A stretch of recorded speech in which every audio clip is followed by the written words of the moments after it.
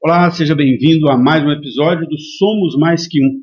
Esse nosso podcast tem o objetivo de compartilhar aprendizagens, conhecimentos, trazer pessoas para a gente bater papo e falar de carreira, falar de trajetória, falar de mercado de trabalho, para tentar ajudar tanto jovens que estão tentando se definir para que lado vão da carreira, mas a gente vai falar que nem sempre essa primeira decisão é a que você segue depois, mas também para profissionais que já estão no mercado de trabalho e que buscam se repensar, se reposicionar, redirecionar a sua carreira.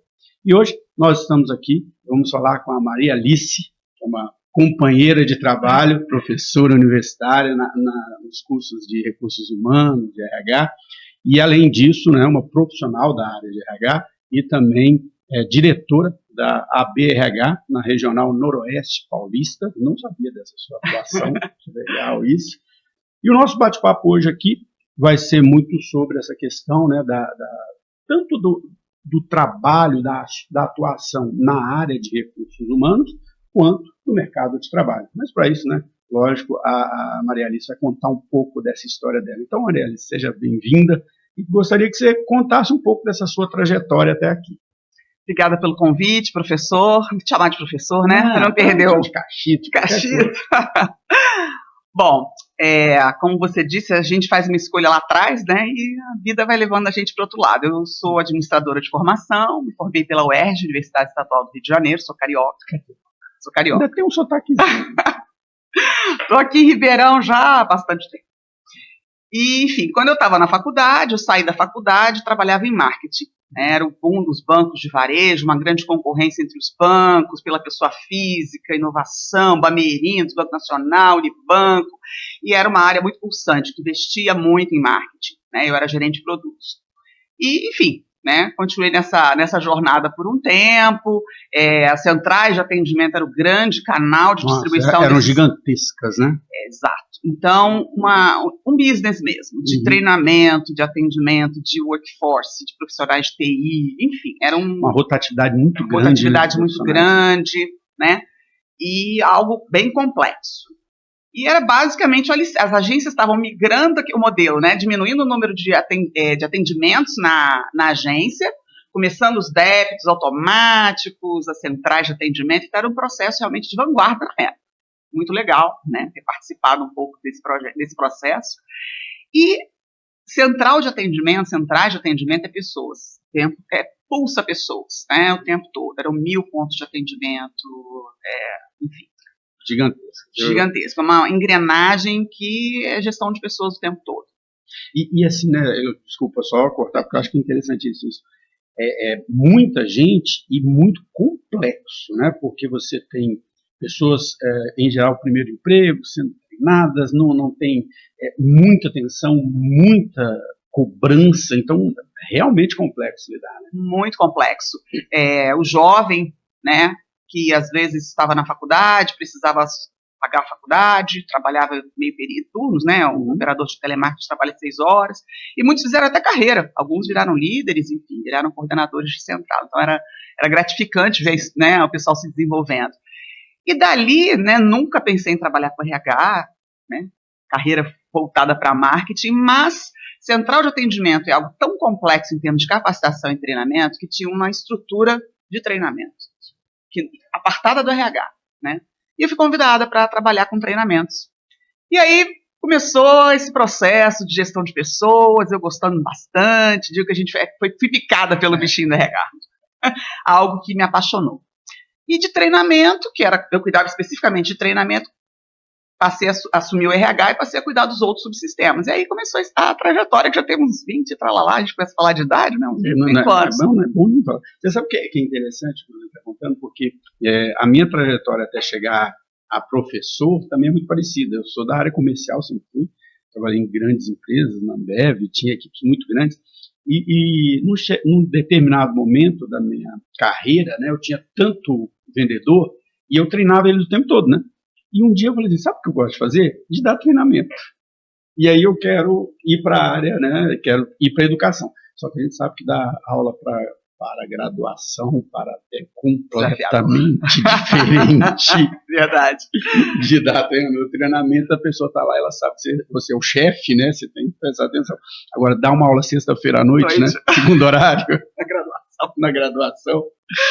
E assim, é interessante essa história que você contou, porque sempre que a gente usa como exemplo a mudança do mercado de trabalho de acordo com a tecnologia, né, impactada pela tecnologia, os bancos são muito citados, né, porque você tinha aquelas agências gigantescas, cheias de caixa. Outro dia desse eu tive que ir no banco para abrir uma conta.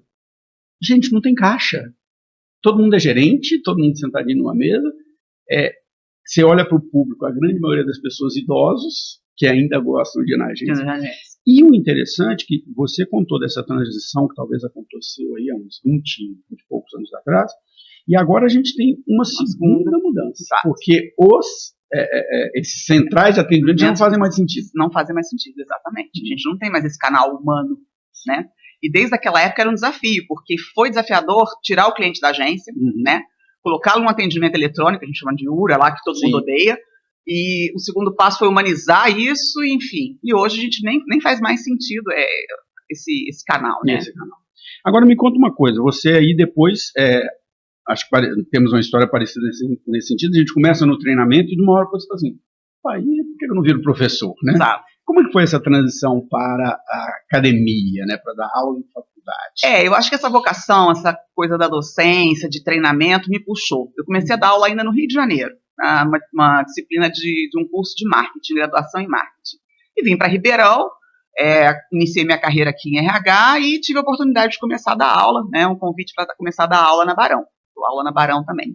E foi natural, porque eu gosto muito de treinamento, educação corporativa, então foi um caminho natural para mim, né? Eu gosto bastante, sempre conciliei, já estou na Barão já há bastante tempo, sempre conciliei com RH. Era difícil, porque o mundo corporativo te suga. Você sai daquela jornada de horário comercial e encarar uma sala de aula, mas eu me renovo. Eu chego lá, né, o caminho do trabalho até a faculdade, a gente vai, meu Deus, o cansaço, mas você chega lá, você se conecta com os alunos e é tão bom essa troca, tão rica. É impressionante, eu acho que isso que você falou, eu sinto também. Na hora que você está ali na sala dos professores, antes da aula, você está assim, meu Deus do céu. Na hora que você entra na sala, que você fala, muda. Não dá outro up, né? Então é muito bom, a gente tem alunos fantásticos, a gente tem todo tipo de pessoas, de público, lógico, mas assim, eu acho muito legal essa oportunidade que a gente tem de mudar, fazer um pouquinho a diferença ali, tocar num ponto ou outro. Tem dias que você sente, putz, mandei uma mensagem que foi. Tem dias que não foi tão boa assim, mas no final das contas eu acho muito gratificante. Isso me ajuda, inclusive, na vida do trabalho corporativo. Eu passei por uma experiência, Maria Alice, assim, eu voltei agora para a graduação. Eu dava aula de graduação até 2010, 11, depois fiquei só com pós, depois fui só para consultoria, esqueci um pouco esse lado. Continuei produzindo conteúdo para a EAD, que nós vamos falar sobre a EAD daqui a pouco, mas eu estava longe da graduação. E no ano passado, a gente tem aqueles momentos que você se repensa um pouco, e cara, eu quero voltar a dar aula para a graduação, porque isso que você falou é verdade, você toca a vida das pessoas. Uma das coisas mais gratificantes que tem é você encontrar um ex-aluno 5, 6 anos depois e ele falar, poxa, professor, o que você falou, não é? Aquilo mudou minha vida, é muito legal. E aí eu quero aproveitar esse gancho para a gente falar do EAD, né? Porque o EAD é uma experiência que durante muito tempo foi criticada, existe ainda certo, não vou dizer preconceito, mas eu acho que na área de RH tem um preconceito com isso, e aí você como profissional de RH também pode falar um pouco sobre isso, mas você foi para esse lado também, desenvolveu todo o projeto de EAD da Barão. Eu conheço muitos modelos diferentes de EAD por atuar com isso, e cada modelo tem seus pontos positivos e negativos. Eu atuei agora com o modelo da Barão, achei ele bastante humanizado, sim, porque a gente não vê nos outros muitas vezes. E como é que foi a experiência com a EAD? Porque é algo novo, né, na educação para todos nós. Sim, a Barão já tinha os cursos de pós EAD, que eu já atuava como conteudista e professora, não tinha os cursos de graduação. A Barão não tinha entrado ainda na graduação. Em 2020, né, o projeto começou e ficou convidada para coordenar esse projeto, que envolvia desenvolver todos os cursos, né, todas as disciplinas de administração, pedagogia, RH, gestão financeira e marketing. Então, assim, conteúdo do zero, né? Professores contratados, conteudistas de fora, alguns poucos, mas a maioria da casa. Gravação de videoaula, podcast, selecionar bibliografias, enfim, foi desafiador. Montar do zero. E o EAD da Barão tem uma característica que eu acho muito bacana. Além dessa questão da humanização, a curadoria de conteúdo é muito bem feita, o volume de leituras exigido, o mínimo de videoaula, né? Então não dá para ser ali né? Esse é um grande problema que eu vejo no EAD, porque assim, quando o EAD começou, eu faço sempre um paralelo entre o EAD e os cursos tecnológicos. Quando o EAD começou, assim, quando os cursos tecnológicos, era uma novidade. Algumas instituições viram aquilo como um caça-níqueis. Vou fazer um negócio bem simples, gravo umas aulas, coloco 1000 alunos aqui dentro. E essas instituições, lógico, elas vão sendo sofrendo com a má avaliação. Outras instituições, tanto no tecnológico quanto no EAD, falaram, não, deixa eu fazer um negócio sério. Sim. Né, deixa eu fazer um negócio de qualidade. Porque hoje a gente já sabe que tem mais aluno de EAD do que de presencial no Brasil. E ter um curso de qualidade acho que faz muita diferença nesse sentido, né? Acho que essa busca é importante. Exato. Eu acho que mais essa questão do preconceito eu vejo, a gente vê muitas, né? Aqueles EAD digital de R$ 99,90, tem umas coisas aí que... absurdas. Mas tem muito EAD bem feito, muito EAD consistente, programas inclusive caros, tem um custo-benefício, né? Não tem tanto um custo-benefício, mas tem a qualificação do corpo docente, qualidade do material, o apoio. Então eu aposto muito no EAD, eu gosto muito do EAD, me conecto com muitas pessoas do EAD, tenho candidatos, muitos candidatos fazendo pós-graduação EAD em cursos bons, então eu acho que foi uma virada importante que a gente teve. Eu acredito muito nisso que você falou também, assim, eu acho que o EAD, ele abre uma possibilidade, né, para a gente, às vezes, que mora nas grandes cidades, fala, para que fazer EAD? Tem uma faculdade na esquina, vou fazer. Mas para quem está numa cidade a 50, 100 quilômetros de um grande centro, o EAD faz toda a diferença. Eu atuo há muitos anos em pós-graduação, numa outra instituição, na FIA, e eu vejo isso que você falou, assim, é um curso caro. Só que qual é a grande vantagem? Antes, eu só tinha alunos de São Paulo, que eram presencial. Hoje tem aluno no Brasil inteiro. E eles trazem experiências, realidades diferentes, isso é muito legal. Agora, e aí eu quero puxar para a sua outra atuação nesse momento, né, falar um pouco do RH. Eu acho, né, quando eu fiz meu curso, meu MBA, eu acabei me apaixonando por uma área do RH especificamente, treinamento e desenvolvimento, a gente acaba indo por esse lado, mas que é o recrutamento e seleção. Aliás, o primeiro conteúdo que eu fiz de EAD foi sobre recrutamento e seleção. Porque eu acho assim, se você recruta bem, seleciona bem, todo o resto fica mais fácil, né? Porque você tem uma pessoa mais adequada.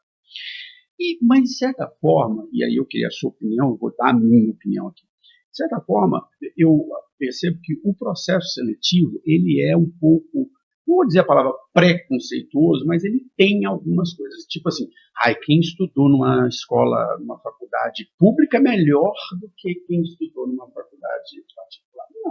Não necessariamente. Quem trabalhou numa grande empresa é melhor do que quem, também não necessariamente. Mas, de certa forma, você precisa ter filtros, né? Sim. Então, o que você me fala deste processo seletivo? Porque a gente estava falando do EAD, e durante muito tempo tinha um certo, né? Quem vem de EAD ou quem vem de tecnólogo não é muito... A gente, assim, no processo seletivo, o que eu procuro passar para as minhas equipes e qual que é o meu olhar, né? A gente fala hoje muito da questão do fit cultural. Então, a gente tem que ter uma pessoa que tenha fit é o quê? Um ajuste. Né? Não adianta você tentar colocar uma pessoa, fazer ela caber num lugar que ela não pertence. Embora, às vezes, o candidato não tenha essa visão.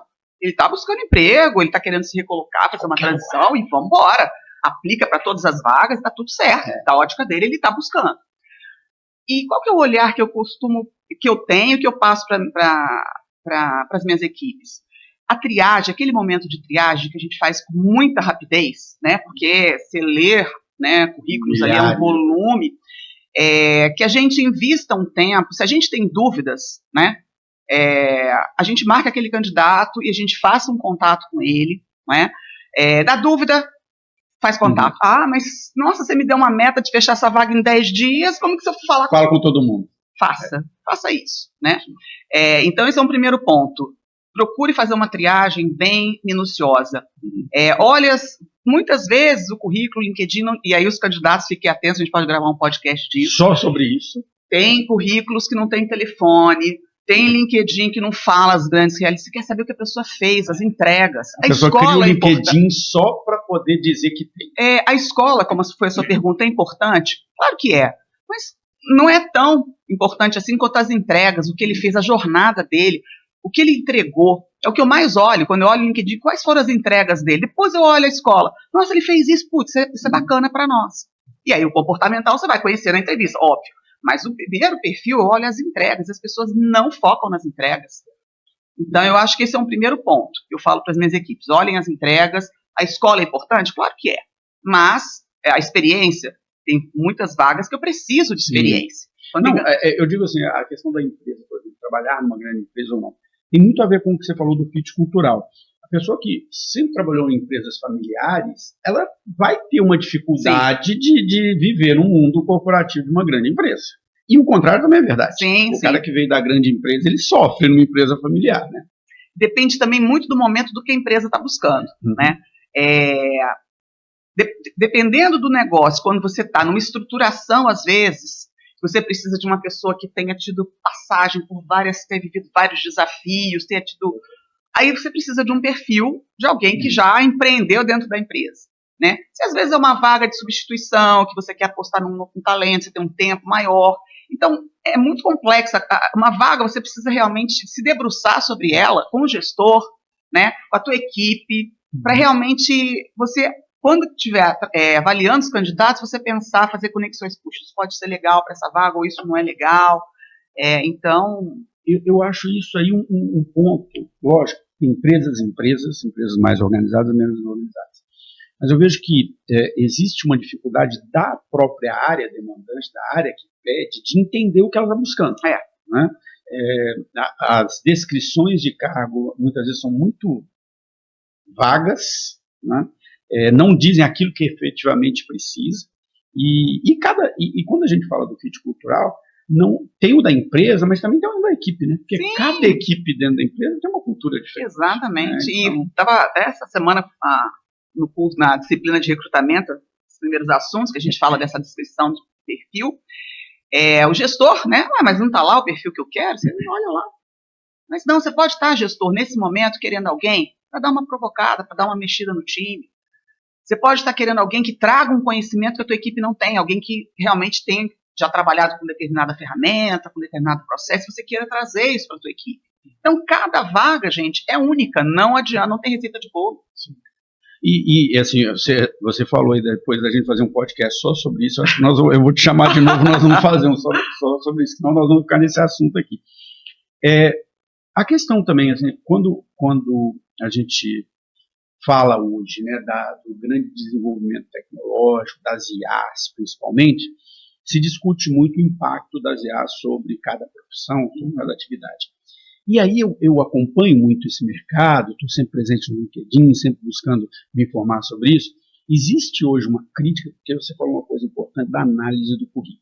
Existe hoje uma crítica dos candidatos de que esses grandes sistemas de cadastramento de vagas, essas plataformas, os ATS, eles são cruéis. Porque é aquilo que você falou.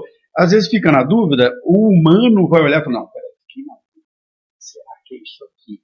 Que curso foi esse que ele fez? Que entrega foi esse que ele fez?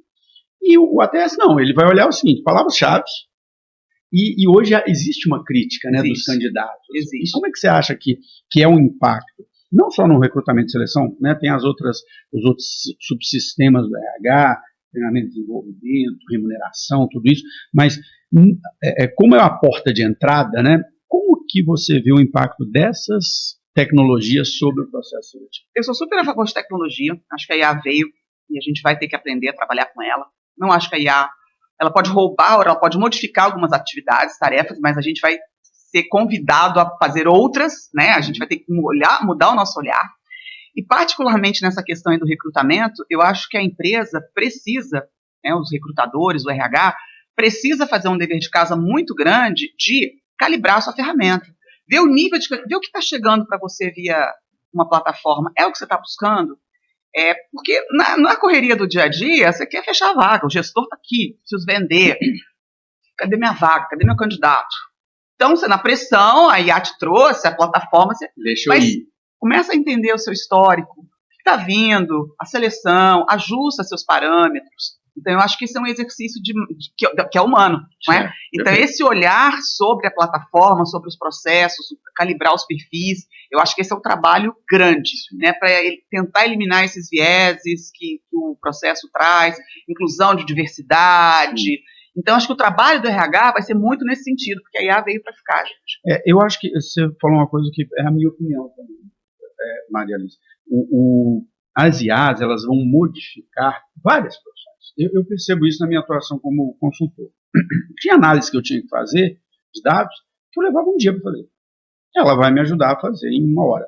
Só que eu ainda preciso ser quem analisa, né? Quem define os parâmetros. Então, na verdade, aí ela vai exigir que nós, como profissionais, nos desenvolvamos mais, que a gente crie novas competências, porque aquelas operacionais vão ficar para trás. Sim. Agora, focando aí na atuação do RH, a IA impacta não só no recrutamento e seleção, e aí eu acho que o que você falou é muito interessante, porque ela é muito usada naquela primeira triagem de currículos, mas a entrevista vai continuar existindo, Exato. Né? O olho no olho, ele continua, a dinâmica de grupo, os processos seletivos em geral, ainda são muito humanizados. Eu vejo com preocupação o uso, por exemplo, de IAs para analisar entrevistas gravadas e microexpressões. Mas a pessoa está nervosa, a pessoa está... Né? Isso me preocupa mais um pouco do que o uso das ATS, por exemplo. Agora, nas outras áreas do RH, você vê, treinamento e desenvolvimento é uma área que mudou muito nos últimos anos. Eu me lembro que durante muito tempo eu treinei equipes, por exemplo, do Bradesco, eu rodava o Brasil inteiro treinando 30 pessoas, 30 pessoas, 30 pessoas, 30 pessoas. Hoje você abre lá 5.000 pessoas e treina todo mundo num dia só. Como que você vê o impacto das tecnologias nas outras áreas do RH, nos outros sistemas do RH, e como que isso pode ser perigoso de um lado, né, mas as oportunidades que isso traz do outro? Olha, eu vejo muito mais oportunidades. Por exemplo, departamento pessoal assolado, né? Quantos processos, né, foram automatizados, quantas plataformas aí para ajudar as equipes de departamento pessoal. Treinamento e desenvolvimento, a gente perdia até o tempo da gente fazer os slides. Quanto tempo para selecionar slide, para fazer o conteúdo. Hoje em dia, não que você vai... eu até digo, né, para você usar a IA, você tem que conhecer muito bem do que você está. Então, se você quer formatar um material de treinamento, você que conhece um material de treinamento, conhece aquele assunto, você tem o apoio da IA para gerar uma imagem, para gerar um infográfico. Para buscar uma informação. Então, se você conhece o assunto, te ajuda pra caramba, né? E as ferramentas, as plataformas aí, desenvolver as trilhas, a possibilidade de fazer pílulas, de, enfim, estruturar a sua trilha, as universidades corporativas, então isso é fantástico, é fantástico. Então eu vejo com muito bons olhos, mas o olhar é sempre de curadoria, de validação, de saber o que você vai perguntar. Tem que ser um profissional exatamente que entenda. Né? Ele não consegue trabalhar se ele não entender daquilo que ele está buscando. Não, eu concordo. Às vezes a nossa briga às vezes com os alunos é esse, né? Pode usar IA? Pode. Só que assim, não pega o que ela falou e traga aqui para dentro, né? Qual é a análise que você vai fazer? O que você coloca nela? E essa é a minha preocupação, falando um pouco de carreira, e não só da carreira de RH, eu tenho a seguinte preocupação com isso, Maria Alice. Nós que somos profissionais sêniores, que já tivemos essa experiência, que já vivemos, a gente tem essa capacidade de falar, não, isso aqui tá bom, isso aqui não tá, isso aqui é besteira, isso aqui... Mas e como que eu vou desenvolver os novos profissionais se eles não tiverem? E aí eu vou até puxar nessa pergunta uma outra questão que a gente ouve o dia inteiro na empresa, a gente ouve o dia inteiro no mercado, a gente ouve o dia inteiro no LinkedIn e, por incrível que pareça, ouve dos nossos alunos. Agora ninguém quer trabalhar. Eu não gosto desse preconceito. Também não. Jovem não quer trabalhar. Como que a gente vai desenvolver essa nova geração de profissionais, né, se eles não tiverem essas experiências? Porque eu concordo com você, o que vai fazer a diferença no profissional do futuro é a sua capacidade de fazer a curadoria daquilo que a IA entrega para a gente. Né? Então, Quero a sua opinião sobre isso. Eu acho que a gente tem um papel importante como professor, né, universitário, nas escolas. A gente tem um pouco essa responsabilidade de mostrar para esses meninos e meninas, né, como que está o mercado, as exigências. Eu falo muito sobre isso nas minhas aulas. Até falo, gente, conteúdo que está aqui você vai encontrar até mais atualizado quando você precisar. Né, um dia que você precisar buscar esse conteúdo, você vai achar. Mas aproveite, faça conexões. Tem que apresentar o trabalho? Tem, vem aqui na frente. Professora, todo exercício seu tem que apresentar? Tem. Só o fato de você levantar, vir aqui na frente, encarar a plateia, criar contato visual, administrar a fala. Trabalhar em grupo. Então, eu faço as minhas aulas, né, são trabalhos, uma parte de teoria, a prática sempre com apresentação. Mini trabalhos. Então, eu acho que já é um começo. Eu acho que engajar em algumas atividades. Tem, às vezes, candidatos que eu converso, fazendo entrevista, eu ajudo a fazer currículos na minha igreja. Ok, né? Desenvolver páginas, desenvolver conteúdo para a rede social da manicure, da cabeleireira. Sim. Então, são experiências que você pode ser algo mais simples, mas você, na verdade, está procurando gerar tráfego para alguém. Pode ser um tráfego pequeno, pode ser um negócio pequeno, mas o objetivo é o mesmo, gerar tráfego, né, gerar um material. Então, essas conexões eu digo para quem nunca trabalhou, para quem está buscando alguma coisa. E nas empresas também, a gente está, né, grandes empresas têm esse foco na educação corporativa de preparar, já que a gente tem dificuldade de contratação, de mão de obra, preparar esses talentos dentro de casa. Então, eu acho que é um trabalho grande de trazer, os gestores vão ter que mudar muito a mentalidade para trazer essa turma e desenvolver essa turma nesse olhar com várias ferramentas aqui disponíveis para você vai ter que fazer a coisa acontecer. Então, eu acho que é um papel da escola e um papel da empresa, né, e da pessoa também. Sim, a pessoa, o funcionário. É o maior interessado. Exato, né? Então, aprendizagem contínua, estudar, não parar nunca, né? Nossa, agora eu já tenho tanta coisa para puxar que eu não posso nem esquecer de tudo que você falou aí. A primeira coisa, assim, eu sempre comento isso também com os alunos, né? Saber falar em público, saber se comunicar, saber negociar, saber trabalhar em equipe. Essas são as competências. A competência técnica, ela vai te colocar no emprego. A sua sobrevivência, seu crescimento na carreira, são as competências comportamentais. E você tem que desenvolver na escola. Né? Outra coisa que você falou importante, assim, e aí mais uma vez aquele medo de a tecnologia ela é boa, mas ela não pode substituir. Por exemplo, quando você pega o treinamento e desenvolvimento e traz ele para as universidades corporativas e cria conteúdos que às vezes são descolados, né, ele não tem o síncrono ali, você perde essa parte do desenvolvimento, que é estar lá na sala, conversar, dar uma opinião, né, e criticar. E eu acho que aí o líder tem um papel ainda mais importante nesse momento. Outra coisa que você falou que eu acho que é importante, aí eu queria que você aprofundasse um pouco mais. Muitas vezes a gente fala, tá difícil arrumar gente para trabalhar. Ou não, tem gente para caramba para trabalhar. Na verdade, o mercado de trabalho, ele tem uma relação com o mercado de recursos humanos. Às vezes tem muita vaga sendo oferecida e pouca gente. E do outro lado você tem o contrário, né? Pouca gente procurando, muita vaga oferecida.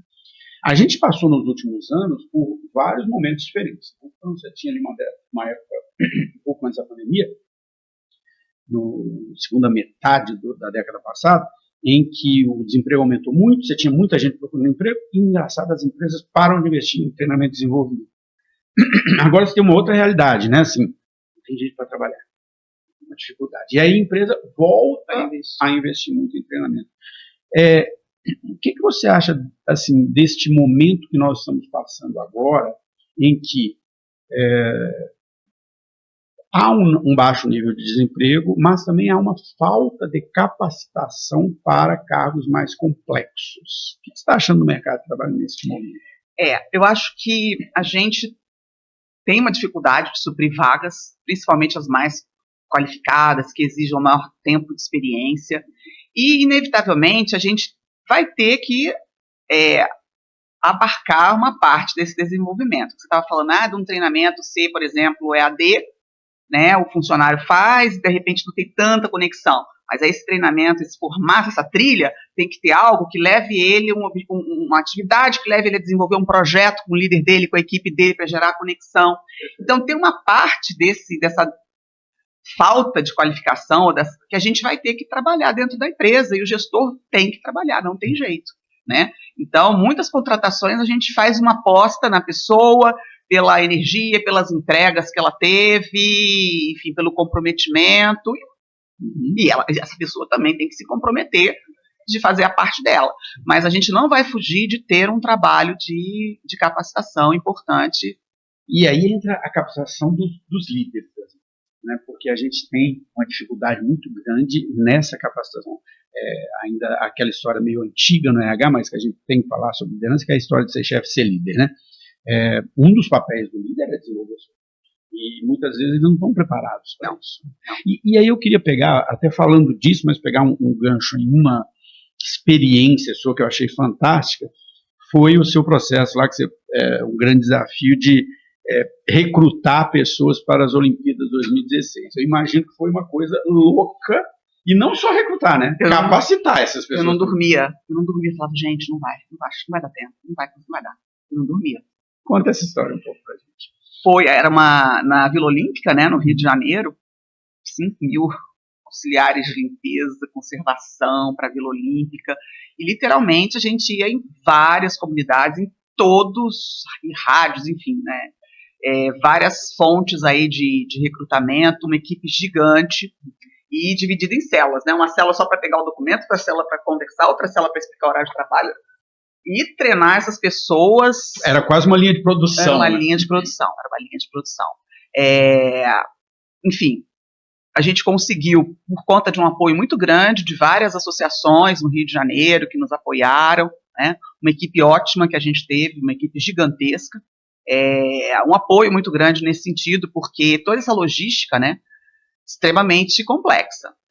Então era uma linha de produção mesmo. Mas em alguns momentos a gente falava, não vai dar.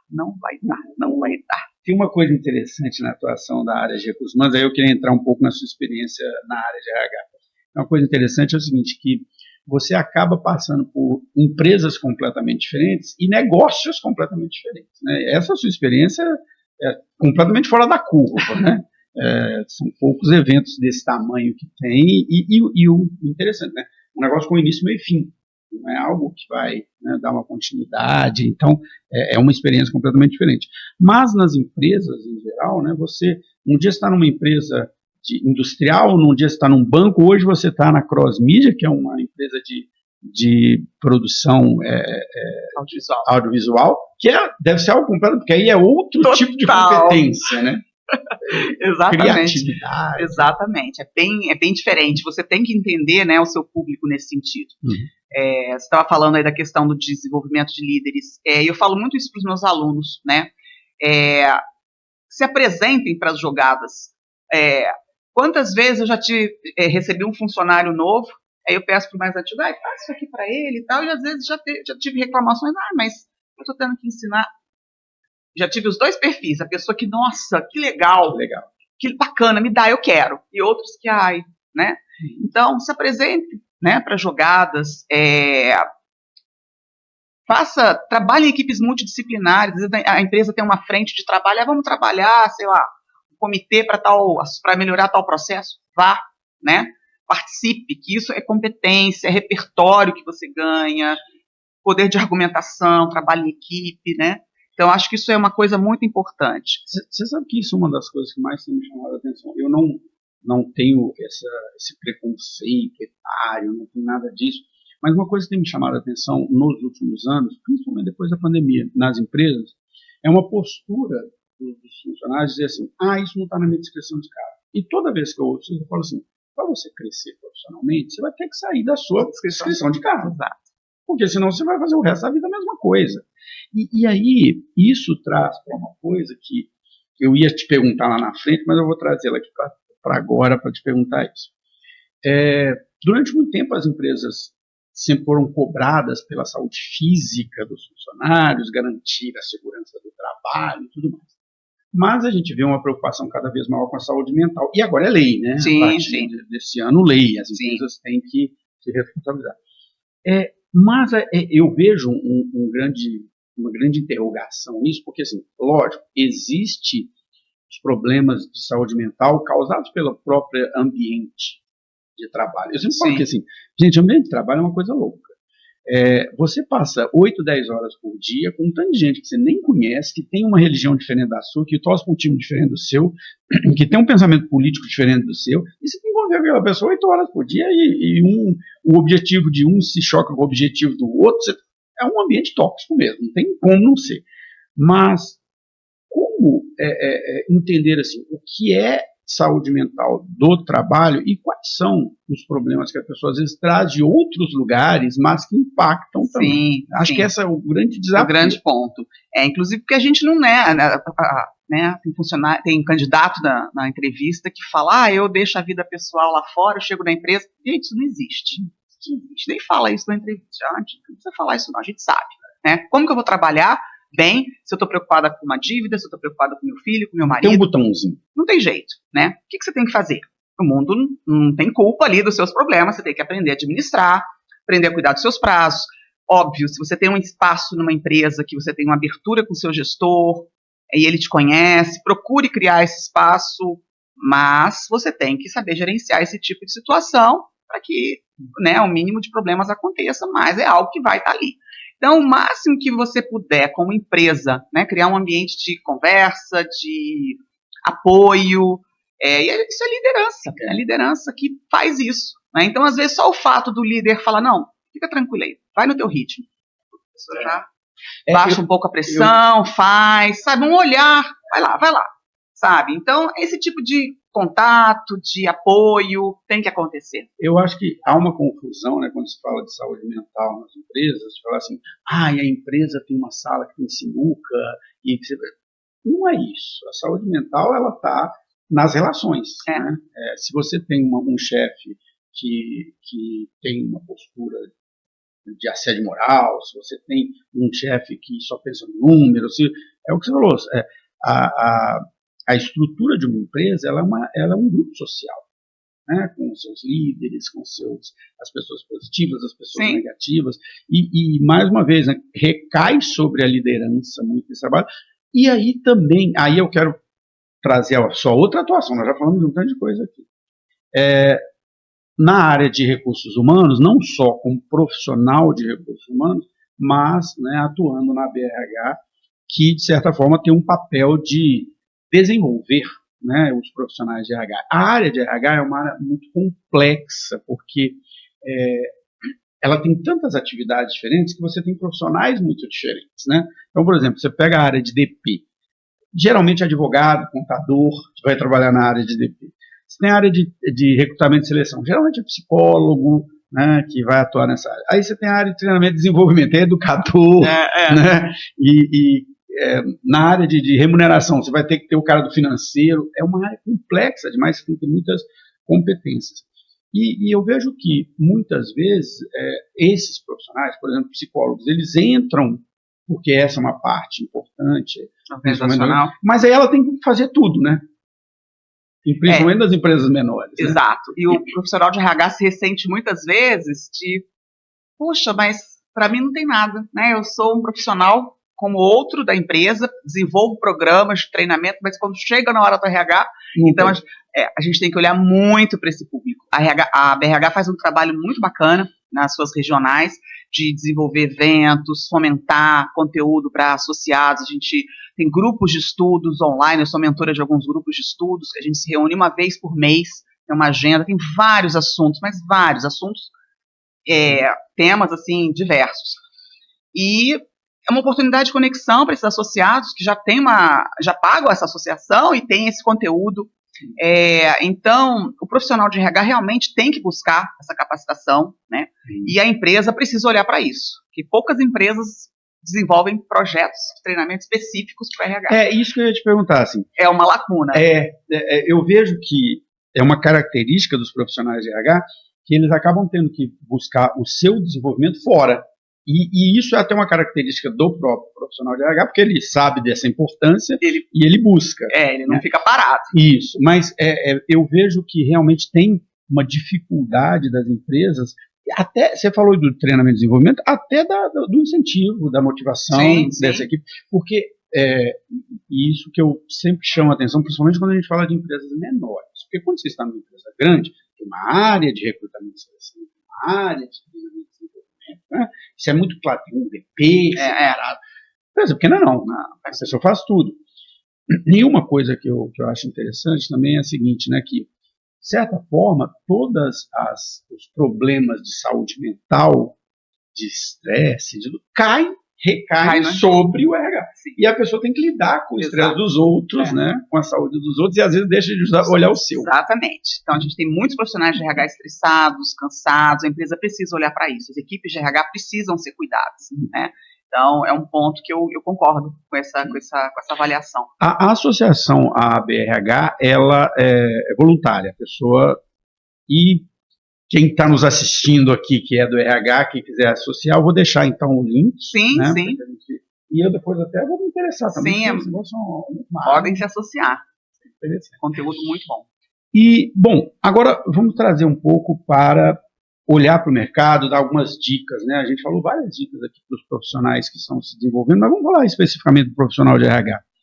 Quem hoje está fazendo um curso, está estudando, quem gosta dessa área, quem vai para essa área, muitas pessoas de RH, acontece isso que aconteceu com você, né? Caem no RH. Não é muitas vezes não é uma primeira escolha, Não é uma primeira escolha. O que você acha assim que como que o mercado a carreira vai se desenrolar nos próximos anos, o que é importante a pessoa desenvolver, que competências, o que o mercado busca nesse profissional de RH?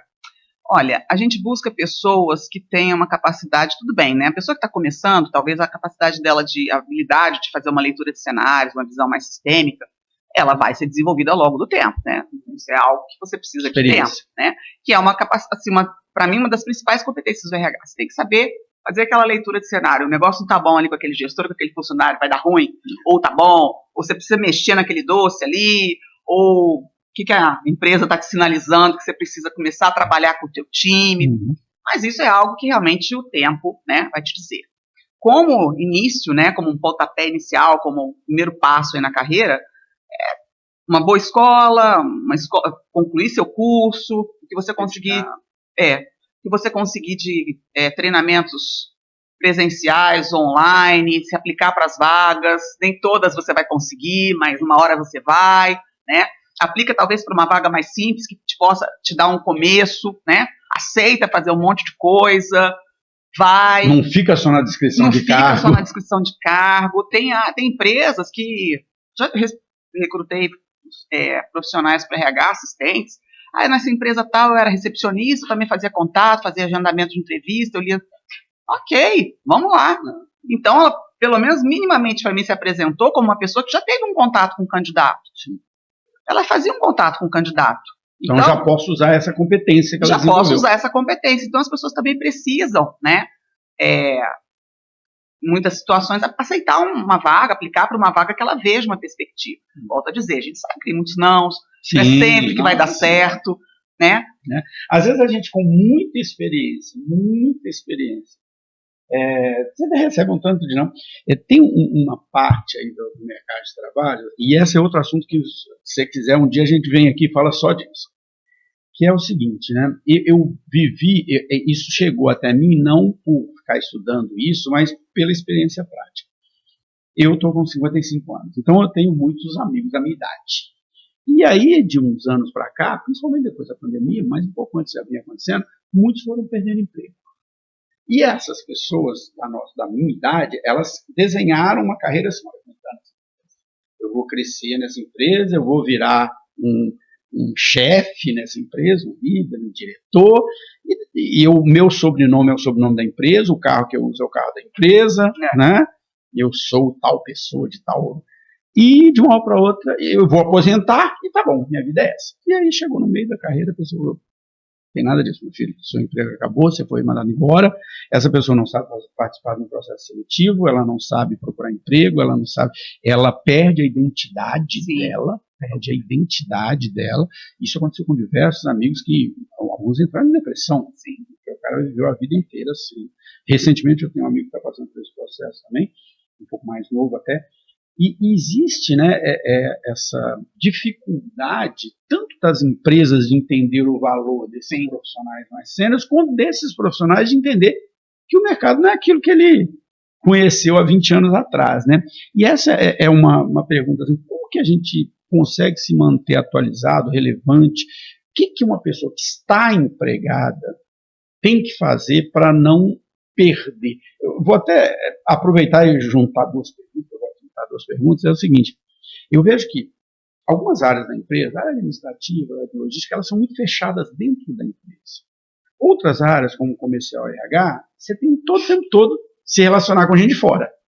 E aí, qual o papel também do networking nesse processo de quem está empregado, mas que não pode deixar de estar no mercado? Aí você tem que ter se policiar, né? Porque às vezes a gente acaba se acomodando com os mesmos relacionamentos, os mesmos grupos, então a gente tem que se desafiar um pouco a conhecer gente diferente, né? A ouvir conversas, a puxar conversas. Na empresa, principalmente, o pessoal mais velho, eu sinto às vezes uma dificuldade mas peraí, onde está isso? Onde está o outro? Não tá, é você, né? Então você acende lá, vai lá buscar, né? Onde que está tal coisa? Não tem, a gente tem que desenvolver, vamos embora fazer. Então, assim, a gente tem que parar de esperar as coisas muito prontas nesse momento e partir para construir, para ser relevante, para ser uma pessoa que tem espaço na empresa, porque se eu ficar simplesmente na minha posição e esperar que só a equipe, não, assim, o gestor, lógico, ele coordena, né? Ele tem esse papel. Ele tem esse papel, mas ele tem que provocar tem que estar junto nessa construção, Sim, né? Para que ele se torne realmente uma pessoa relevante. Eu vejo, assim, durante muito tempo eu atuei muito no LinkedIn, teve um momento que eu cresci muito lá, porque esse livro, inclusive, do Desemprego à Recolocação, ele surgiu desta conversa, desse momento lá. Porque foi isso, assim, muita gente fica preso no seu emprego, é uma gaiola de ouro, né? Eu falo que é uma gaiola de ouro, a pessoa tem o salário, e de uma hora para outra ela é surpreendida e ela cai no mercado que, assim, por mais que a gente fale, não, está tendo falta de profissional, não é assim, né? Se você não, a pessoa que trabalhou a vida inteira numa empresa, ela não estiver aberta a mudar a cultura dela, profissional, né? A gente às vezes vem de empresas com culturas muito fortes, essa questão da experiência, o podcast nasceu muito por causa disso e os eventos que vieram antes do podcast também. A gente tem que conhecer gente completamente diferente da gente. Pode ser no clube, pode ser no beach tênis. E citei aqui os grupos de estudos da BRH. Você pode ser um gestor da área administrativa. Tem um grupo de estudos lá de liderança, de comunicação. Participa de um grupo desse. Né? Você tem ali 20, 30 colegas, tudo bem, noite, nossa, estou cansado, realmente. Não, mas é uma vivência, né? Mas é uma vivência, então, e dentro das áreas financeiras, marketing, né, seus portais aí, escolas aí de produção de conteúdo, várias outras ferramentas. Você sabe que o meu filho está vivendo uma experiência, meu filho tem 16 anos, e ele... Não sei por que cismou quer ser professor, não sei de onde ele tirou isso. Está ainda no momento da escolha profissional e tudo mais.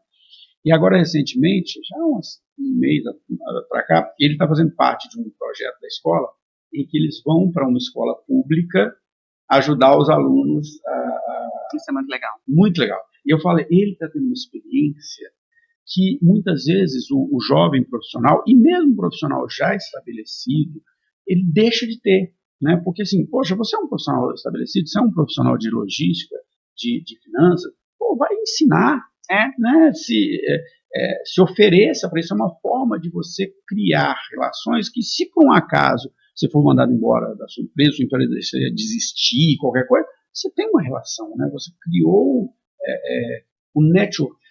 Eu vejo que existe um erro conceitual, o LinkedIn um erro de conceitual do que o que é network. Network não é eu ir e falar, gente, eu estou precisando de emprego, vocês me ajudam aí? Ou, gente, eu estou precisando de alguma coisa. Não, network você faz primeiro. Né? O que você falou da BH é isso. Você vai lá, participa de um grupo, conta a sua história, se conecta, mostra, ajuda alguém. A pessoa fala, olha, eu estou com uma dificuldade de contratar uma pessoa nesse caso, te ajudo. Isso é network, né? Você construir primeiro para depois, exatamente, no dia que você precisar. Exatamente. Bom, e a gente já está quase uma hora falando aqui, então vou te pedir algumas coisas que eu sempre peço aqui. Que uma característica que está acontecendo nas entrevistas todo mundo que vem começou num caminho e foi para outro.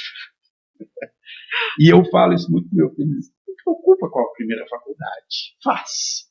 Depois você vai achar seu caminho. O que você falaria para aquela formanda de administração lá de trás, né, que estava toda empolgada? O que é a sua experiência hoje, profissional em qualquer área? O que você falaria para esta formanda, para aquela pessoa lá atrás, para aquela Maria Alice? Aquela pessoa lá atrás. Eu demorei muito a buscar cursos e formações, porque eu não sou psicóloga, né? Eu sou administradora. E eu demorei um tempo, mas a buscar esse tipo de formação. Estou buscando mais agora. Vou me envolver no curso de neurociência, quero trabalhar psicologia comportamental. Então, é algo que eu poderia ter começado um pouco mais lá atrás, né? Então, acho que eu demorei um pouco, né? Fui para uma área mais técnica, mesmo no RH. Meu viés sempre foi mais técnico, projeto, implantação, né? Então, um olhar mais para o ser humano. Entender de comportamento mas de uma forma mais científica, né? Sim. Porque a gente, por experiência, né? Bagagem, visão, né? Acho que a gente vai transitando. Mas ser algo mais realmente com um estudo científico, algo mais pragmático nesse aspecto. Então, eu acho que eu começaria essa estrada um pouquinho...